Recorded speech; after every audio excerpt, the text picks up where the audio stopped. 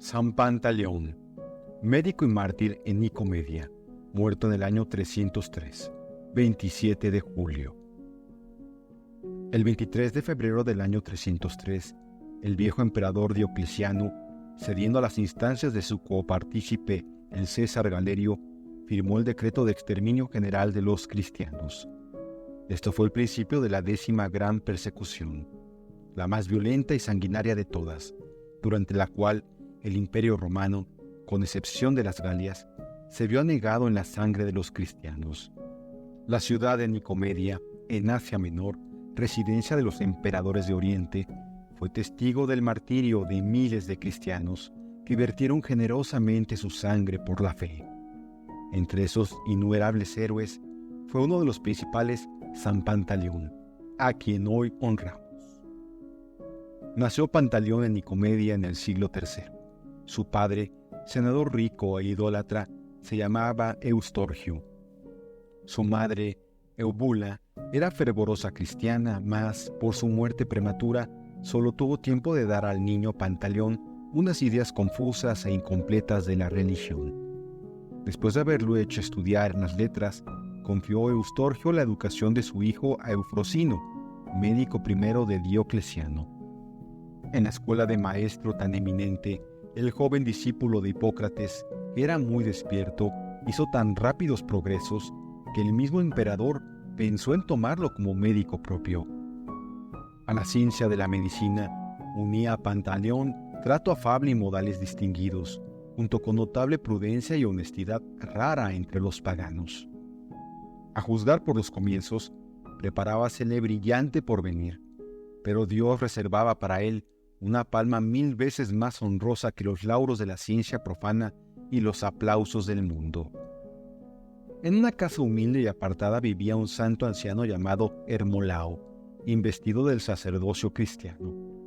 La persecución le había obligado a buscar un refugio en aquel lugar ignorado, y solo salía de él cuando el bien del prójimo lo pedía. En cierta ocasión, encontróse Hermolao con el joven Pantaleón, que iba a casa de su maestro Eufrosino, y admirado de su afabilidad y modestia, le invitó a detenerse un instante y solicitó el honor de una amigable entrevista. Consintió muy gustoso el estudiante. Preguntóle al anciano quién era y a qué se dedicaba.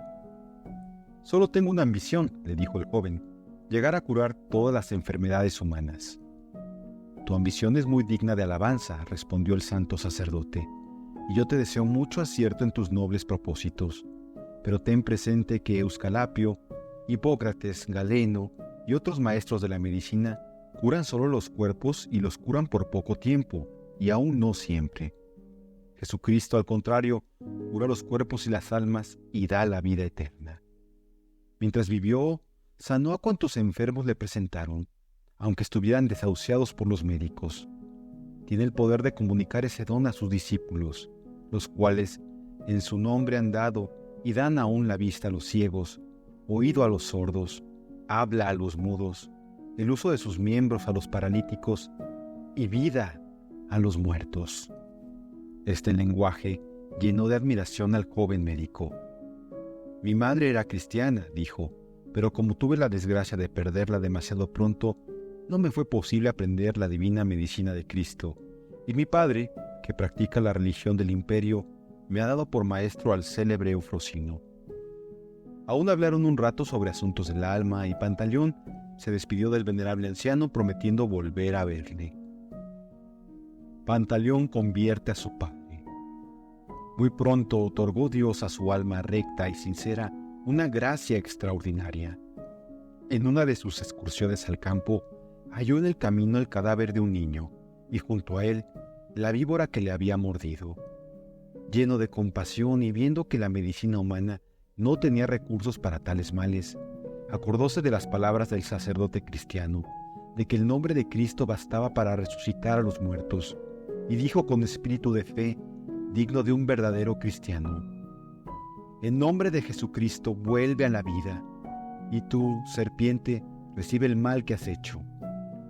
En el mismo punto se levantó el niño con vida y quedó la víbora muerta. A la vista de este prodigio, corrió Pantaleón a echarse a los pies de Hermolao, Contóle lo acaecido y, cristiano ya de corazón, solicitó con insistencia el santo bautismo. Hermolao actuó gustoso a sus deseos, pero imponiéndole que completaría antes su instrucción en la fe cristiana. A este fin, el anciano ministro del Señor retúvole consigo 7 días para enseñarle las verdades de la religión. Administróle después el santo bautismo y ambos dieron juntos gracias a Dios por aquel hermoso principio. Volvió Pantaleón a casa de su padre con ardiente deseo de procurar la vida espiritual al que le había dado la temporal, pero juzgó que era necesario proceder con toda prudencia, con miramientos, persuasión y mansedumbre. Mientras tanto, rogaba mucho y no perdía oportunidad de llamar la atención de su padre sobre la vanidad de los ídolos. Cierto día, llamaron a la puerta de su casa unos hombres que guiaban un ciego y solicitaban ver al médico Pantaleón. Tratábase de una enfermedad incurable, pero esto era precisamente lo que esperaba nuestro santo joven para convencer a su padre. Llama pues a Eustorgio y preséntase con él ante el enfermo. «Vengo a ti», dijo éste, «como a mi última y mejor esperanza. Estoy completamente ciego. He consultado a muchos médicos, he gastado inútilmente gran parte de mi fortuna para pagarlos, y solo he conseguido perder la poca vista que me quedaba». «Si te devuelvo la vista», preguntóle Pantaleón, «¿qué me darás?» «Todos los bienes que me quedan serán tuyos, con tal de que yo vea», respondió el enfermo. «El Padre de las Luces te devolverá la vista por mi ministerio», prosiguió el médico cristiano, «y el dinero que me ofreces lo darás a los pobres». Puso Pantaleón sus manos sobre los ojos del infortunado al tiempo que invocaba el nombre de Jesucristo, e inmediatamente abrió el ciego los ojos y recobró la vista. Ante semejante maravilla, Eustorgio y el ciego curado cayeron de rodillas, confesaron la divinidad de Jesucristo y después de abominar del culto vano de los ídolos, declararon ser cristianos. Eustorgio recogió las estatuas de los ídolos que adornaban su casa, las hizo pedazos y las arrojó a una fosa, con inmenso júbilo y alegría de su hijo. Hízose luego instruir en la santa religión y recibió el bautismo. Pantaleón dio de ello infinitas gracias a Dios. Eustorgio no tuvo tiempo de perder la gracia bautismal. Poco después le llamó el Señor al descanso eterno. Era este un magnífico premio para el joven y un poderoso estímulo para su fe. Resuelto así el problema familiar, podrá darse de lleno al fervor apostólico que inundaba su generosa alma. Ante el tribunal de Diocleciano. En cuanto Pantaleón se vio en posesión de su herencia, dio libertad a los esclavos, a los que entregó con qué poder vivir honradamente, y distribuyó luego la casi totalidad de su fortuna entre las viudas, los huérfanos e indigentes que se presentaron. La oración y las obras de caridad le ocuparon todo el día. En calidad de médico visitaba a los enfermos, curábalos en nombre de Jesucristo y, lejos de exigirles salario, los socorría con largueza siempre que estaban necesitados. Los otros médicos de Nicomedia, abandonados por los clientes y descontentos de ver disminuir día a día sus beneficios, ardieron en celos y, como entendían que Pantaleón andaba en relaciones con los cristianos, le denunciaron a Diocleciano como partidario de una religión ilegal. Para confirmar sus asertos, hicieron comparecer ante el emperador al ciego que Pantaleón había curado. «También yo», dijo, «soy cristiano y proclamo que a Jesucristo, y no a Euskalapio, soy deudor de haber recobrado la vista. Vos mismo», añadió dirigiéndose al emperador Diocleciano, «que adoráis a vanos ídolos, deberíais suplicar a Cristo que os curara de vuestra ceguera espiritual». «¿Te atreves a ultrajar a los dioses?», clamó enfurecido el emperador. «¿No conoces, ingrato, que a su benevolencia debes la vista? ¿Y cómo, Señor, vuestras divinidades falsas y ciegas podrán dar la vista a otros? ¿No os parece tal idea un evidente absurdo?». Irritado por tales atrevimientos, mandó el cruel emperador que le cortasen la cabeza. Pantaleón consiguió recoger el cuerpo del mártir y lo sepultó junto a los restos de su padre Eustorgio. Diocleciano dio orden de que compareciera el médico Pantaleón y probó de conquistarlo con buenas palabras. «Solo conozco», respondió el generoso cristiano, «a un Dios verdadero, a Cristo. A Él solo dirijo mis adoraciones. Convoca a tus sacerdotes, Diocleciano, y que traigan un paralítico a nuestra presencia. Yo invocaré a Jesucristo. Vuestros sacerdotes suplicarán a Júpiter, a Euscalapio y a todos vuestros dioses. Quien de ellos devuelva la salud al enfermo será reconocido por único Dios verdadero. ¿No te parece un buen criterio para discernir?» Esta propuesta excitó la curiosidad del tirano. Por orden suya, trajeron a presencia de todo el concurso un paralítico impedido de todos sus miembros desde mucho tiempo atrás, y a quien los remedios humanos no habían podido curar. Los sacerdotes paganos acudieron en gran número, pues no podían desoír las órdenes del emperador ni darse por vencidos antes del combate. Apuraron todas sus devociones, sus gritos y encantamientos mágicos, sus sacrificios y deprecaciones. Mas todo fue inútil, pues sus dioses permanecieron sordos como en otro tiempo lo hiciera Baal. Cuando los sacerdotes paganos cedieron en su porfía, invocó Pantaleón al verdadero Dios. Acercóse luego al lecho del paralítico, lo tomó de la mano y dijo con gran confianza: «En nombre de Jesucristo, Hijo de Dios vivo, levántate y anda». El enfermo, recobrando al instante el uso de sus miembros, se levantó y echó a andar. Un estremecimiento de entusiasmo conmovió a la muchedumbre expectante, y muchos paganos, sacudiendo la parálisis de su alma, se convirtieron al cristianismo. Furiosos los sacerdotes de los ídolos persuadieron a Diocleciano de que si no castigaba con rigor e inmediatamente al mágico Pantaleón, la religión del imperio caería en desprestigio y sería abandonada por el pueblo. Accedió fácilmente Diocleciano a los deseos de los sacerdotes. «Pantaleón», dijo al joven cristiano, «créeme y deja esos mágicos artificios, pues no han hecho feliz a ninguno de cuantos los han practicado». Después, recordando el nombre del santo obispo de Nicomedia, al que había bárbaramente martirizado, añadió: «Acuérdate de Antimo, ese viejo insensato que era jefe de los cristianos. ¿De qué le sirvió, dime, su obstinación? Pereció de muerte cruel, como también los otros compañeros enemigos de los dioses y sus imitadores en la impiedad. A los mismos espantosos suplicios debería haberte condenado por el desprecio que de ellos has hecho. Pero te perdonaré en atención a tu inexperiencia y juventud. Sacrifica, pues, a los dioses. Ni tus amenazas, ni tus vanas promesas lograrán conmover mi corazón. ¿Cómo se te ocurre pensar que voy a dejarme tentar por tus bienes si he renunciado a los que poseía? En cuanto a los suplicios con que me amenazas, no solo no les temo, antes deseo ardientemente sufrir y morir por amor de Jesucristo. Acabas de hablarme del obispo Antimo. Envidio su suerte, pues ahora está gozando de la eterna bienaventuranza en la contemplación del único Dios verdadero. A ti, en cambio, te están reservados suplicios interminables. La muerte coronó dignamente su santa vida, y la púrpura del martirio embelleció el brillo de las canas que nimbaban su venerable cabeza.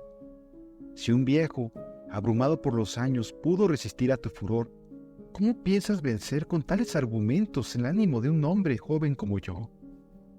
Comienza el martirio. Era ya excesivo el discurso para la paciencia de Diocleciano. Los verdugos tenían preparado el potro y solo esperaban las órdenes del emperador. Mandó retirar de su presencia a Pantaleón y darle tormento. Los verdugos atan al mártir en el potro, le extienden los miembros, desgarran sus carnes con uñas de hierro, y como si tanto refinamiento les pareciera poco, aplican hachas encendidas a las llagas. Estos atroces suplicios no perturbaron la serenidad de la víctima. Para más, vino Dios en socorro de su siervo de manera sobrenatural, pues en medio de los tormentos, apareciósele nuestro Señor al santo mártir, le consoló e hizo entrever las alegrías de la Jerusalén celestial en donde le esperaba. Muy pronto, como fatigado por un peso invisible, adormecióse el brazo de los verdugos al mismo tiempo en que las hachas se apagaban. El paciente se reanimó entonces extraordinariamente. No sentía ningún dolor y sus carnes no conservaban señal de herida ni tortura. «Mago vil», le dijo el emperador asombrado ante aquel extraordinario suceso, «ya descubriremos el secreto de tu impostura». «Mi ciencia es Jesucristo», repuso el mártir. «No poseo ningún otro talismán que su divino amor. ¿Y si yo aumento tus suplicios? Mi recompensa crecerá en proporción, y así tú mismo tejerás mi corona». Al oír esto, dio orden el tirano de que fundieran plomo en una gran caldera y lo arrojasen en ella. A la vista del líquido hirviente, el valiente confesor de la fe ruega al Señor con humildad y confianza: «Dios mío, escucha mi corazón y líbrame del temor de mis enemigos». Y enseguida arrójase con intrepidez al líquido abrasador. El Señor oyó sus súplicas y al punto se enfrió el plomo, de manera que no le causó daño alguno. Los testigos de esta escena estaban mudos de admiración, pero Diocleciano, ofuscado por su espiritual ceguera, buscaba un medio para desembarazarse de aquel hombre a quien no podía vencer.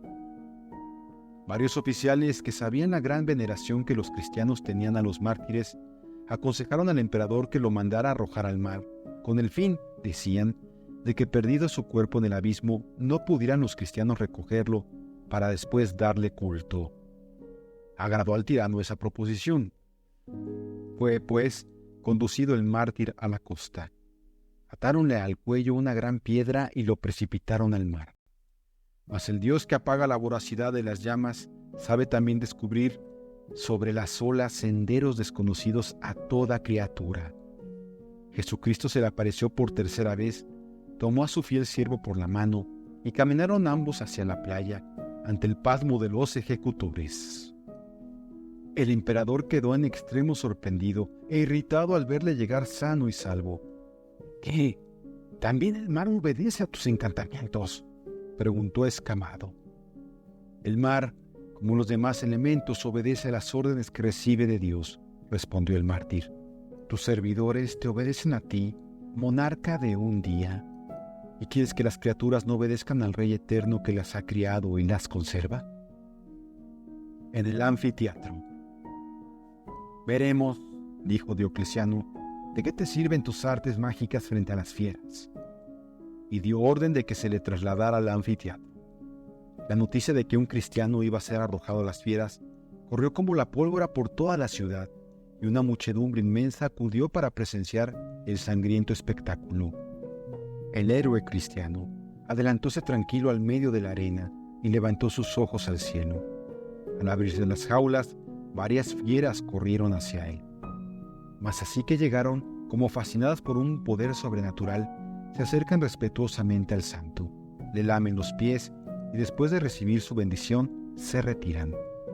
Ante espectáculo semejante, aquel gentío entusiasmado y aterrado al mismo tiempo, aplaude frenéticamente a la vez que se oye el grito de muchas voces: «¡Qué grande es el Dios de los cristianos! Ciertamente es el único Dios verdadero. Que pongan al justo en libertad». En su cólera, el tirano mandó matar a las fieras. El mártir Pantaleón fue luego sometido al tormento de la rueda, y como saliera sano del suplicio, le arrojaron en un oscuro y hediondo calabozo. Mientras tanto, Hermolao y otros 2 cristianos, Hermipo y Hermócrates, a quienes detuvieron en su casa, fueron conducidos ante el sanguinario juez. «Sois pues vosotros», les dijo, «los que habéis seducido al joven Pantaleón para hacerle abandonar el culto de los dioses inmortales». «Jesucristo», respondieron, «tiene muchos medios para traer a la luz de la fe a los que se hacen dignos de recibirla. Dejemos estas fantasías absurdas. No tenéis más que un medio para obtener el perdón del crimen que habéis cometido, y es el de atraer nuevamente a Pantaleón al culto de nuestros dioses. Lejos de pensar en pervertir a nuestro hermano, nosotros estamos dispuestos a morir por Jesucristo». El emperador mandó que los sometieran a diversos suplicios y luego les cortasen la cabeza. Sus nombres constan en el martirologio romano el mismo día 27 de julio. Último combate. La victoria. Pantaleón compareció nuevamente ante Diocleciano. «Tus maestros Hermolao Hermipo y Hermócrates, le dijo el emperador, han reconocido, por fin, sus verdaderos intereses y han adorado a los dioses, por lo que los he recompensado espléndidamente, confiriéndoles grandes dignidades. No veo por ningún sitio a esos 3 personajes entre los oficiales de tu corte, respondió Pantaleón. No es extraño, replicó cínicamente el emperador. Acabo de enviarlos fuera para resolver asuntos urgentes. Dices más verdad de lo que piensas, replicó el santo, pues acabas de mandarlos a la ciudad de Dios, nuestra patria verdadera. Convencido el tirano de la inutilidad de sus esfuerzos, mandó que flagelaran cruelmente al mártir, pero no porque confiara vencer su esforzado ánimo, sino únicamente para satisfacer la propia sed de venganza y saciar su cólera. Luego le condenó a ser decapitado y quemado su cadáver. Vio llegado Pantaleón el término de sus combates y pensando en la gloria que le esperaba, fue al suplicio con rostro alegre y bendiciendo a Dios por sus muchas mercedes. Atáronle al tronco de un olivo y un lictor levantó su espada para cegarle la cabeza. Pero el hierro se reblandeció como la cera y el cuello de la víctima quedó intacto. Ante este nuevo prodigio, arrojáronse los verdugos de rodillas a los pies del santo para pedirle perdón. Vióse entonces un espectáculo enternecedor. El mártir, deseoso de verter su sangre por Jesucristo, suplicó a sus verdugos que ejecutasen la orden. Todos rehusaban, mas al fin, tanto insistió Pantaleón, que después de abrazarle, se decidieron a cumplir la sentencia. El olivo se vio milagrosamente lleno de frutos. Los soldados no se atrevieron a quemar el cuerpo del santo. Este fue recogido por los cristianos y sepultado. Más tarde, Constantinopla y Luca en Italia fueron depositarias de aquellas preciosas reliquias. Carlomagno obtuvo la cabeza del insigne confesor de Cristo y la entregó a la ciudad de Lyon. Otros huesos los donó a la célebre abadía de San Dionisio, próxima a París. Las numerosas gracias obtenidas por su intercesión han hecho muy popular el culto de San Pantaleón. Los médicos le honran como a uno de sus principales patronos.